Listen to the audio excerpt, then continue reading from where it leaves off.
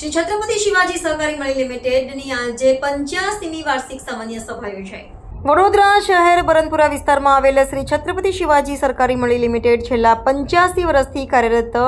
સહકારી મંડળીની આજે શ્રી કાનંદ પાટીદાર હોલ ખાતે આજે 85મી વાર્ષિક સામાન્ય સભાનું આયોજન કરવામાં આવ્યું હતું,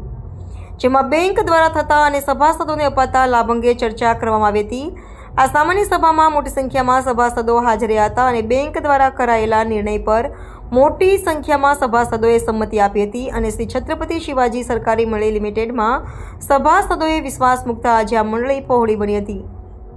શ્રી છત્રપતિ શિવાજી સહકારી મંડળી લિમિટેડ દ્વારા વિવિધ તહેવારો અને સભાસદો માટે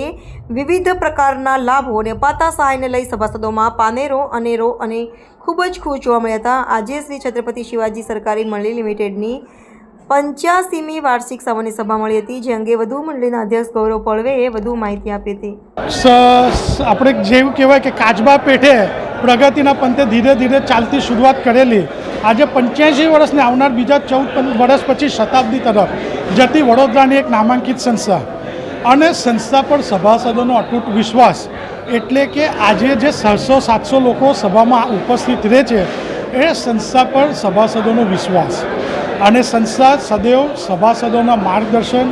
સભાસદોના સૂચન અને આજની જ સભામાં દરેક સભાસદોની જે સૂચન હતા એમાં એક પાછળથી ચર્ચાનું સૂચન કે જે સભાસદ મૃત્યુ થાય તેમને 10 રૂપિયા આપવા જોઈએ એવું સભાસદોની માંગણી આજે એક સાથે બોલાવાઈ અને એને વધાવી લેવા માટે હું એમનો ઉત્સુક છું કે એ લોકોને આવા સૂચનોને અમે આગળના દિવસોમાં અમલીકરણમાં લાવીશું। સંસ્થા જેટલા બી કોઈ કાર્ય કરે છે એ વખતે વિચાર એક જ છે કે સંસ્થા કોઈ વ્યક્તિમત્તા માટે કરતી નથી કે સંસ્થા કોઈ એક વ્યક્તિ માટે કરતી નથી, સંસ્થા એ તમામ સભાસદોના માટે કરતી હોય છે। અને આજે મને કહેતા ઘણો હર્ષ થાય છે કે દિવસે દિવસે સંસ્થા પર સભાસદોનો જે અતૂટ વિશ્વાસ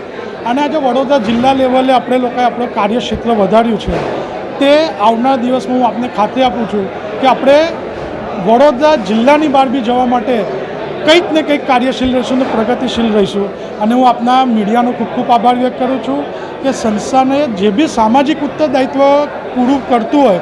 તેની જ જોડે સંસ્થા જે કાર્યો કરતી હોય છે તે લોકો સુધી પહોંચાડવાનું મુખ્ય કોઈ અમારો સ્ત્રોત હશે અને માધ્યમ હશે તે આપની મીડિયા છે, તો આપના મીડિયાનો બી ખૂબ ખૂબ આભાર વ્યક્ત